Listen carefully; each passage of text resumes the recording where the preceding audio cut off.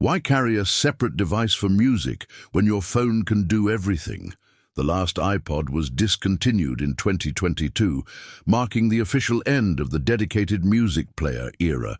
Streaming also changed everything. Why own music files when you can access 100 million songs instantly? That personal music library you spent years building? Now it's just a Spotify playlist. The concept of owning music has basically disappeared. Those clickwheel iPods are now vintage collectibles. Kids today will never understand the struggle of fitting your music library onto a 32 GB device. Now that's a sentence that makes me feel ancient. You've got mail! If that phrase doesn't trigger immediate nostalgia, you miss the 2000s entirely. AOL Instant Messenger, AIM, was the way to communicate online. Your screen name was your identity, and you spent way too long crafting the perfect away message. AIM was where friendships happened, relationships started, and drama unfolded. You could chat in real time, send files, and even play games. Your buddy list showed who was online, and you'd analyze when your crush logged on. The anxiety of waiting for someone to respond, the strategic use of away messages to look busy. Door sounds, nudges, custom fonts and colors. AIM had personality. You'd spend hours chatting with friends you'd seen at school just hours before. It was peak early internet culture. But texting became unlimited. Facebook Messenger arrived, and suddenly AIM felt outdated. AOL officially discontinued AM in 2017, but honestly, it had been dead for years. Those screen names, those conversations, those carefully crafted profiles, all gone. What's wild is that Discord, WhatsApp, and iMessage are basically just evolved versions of AM.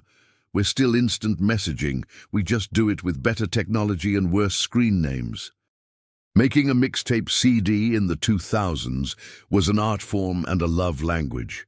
You'd carefully select songs, arrange them in the perfect order, burn them onto a CDR using iTunes or Windows Media Player, and then, if you were fancy, design a custom label or write on it with a Sharpie. The process took forever. You'd sit there watching that burning progress bar, praying nothing interrupted it, because if the burn failed, you just wasted a blank CD. And those things weren't cheap.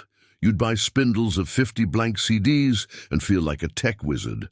Burned CDs were everywhere. Road trip mixes, workout playlists, romantic gifts.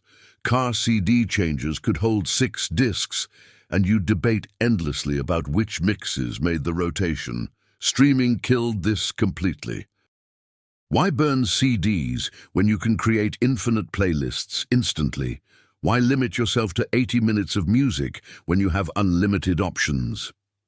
The tactile experience of giving someone a physical music collection is gone, replaced by Spotify links.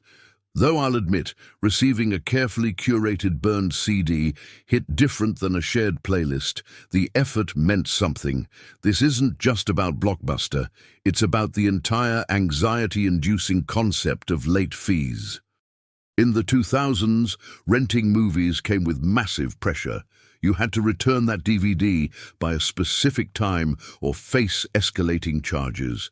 People developed entire systems, setting reminders, making special trips, rushing across town to drop off a movie before the store closed. Video stores made billions from late fees. It was their entire business model. Netflix actually started as a DVD by mail service specifically to eliminate late fees, and that selling point destroyed the traditional rental industry. Now, with streaming, this anxiety doesn't exist. Watch whenever. No returns, no due dates. Younger people will never understand the panic of realizing you forgot to return a rental and calculating the damage in your head. Though honestly, maybe a little accountability isn't bad. At least late fees forced you to actually watch the movies you rented instead of scrolling for 45 minutes and giving up. The early 2000s saw everyone carrying separate digital cameras, those compact point-and-shoots with limited megapixels, tiny screens, and that distinctive camera sound. You'd take photos, then wait until you got home to upload them to your computer and actually see if they turned out okay. Digital cameras felt revolutionary compared to film. Instant preview, delete bad photos.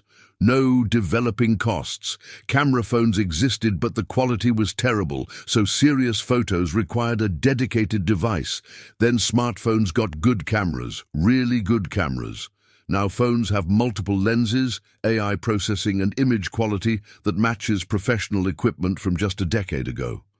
Nobody carries a separate camera unless they're a professional photographer or serious enthusiast. Instagram and social media also changed what photography means. It's not about carefully composed shots anymore, it's about constant content. The 2000s were the last era when taking photos felt special and deliberate, rather than reflexive and constant. And there you have it. 10 things from the 2000s that have completely disappeared. It's crazy how much technology has changed in just 20 years.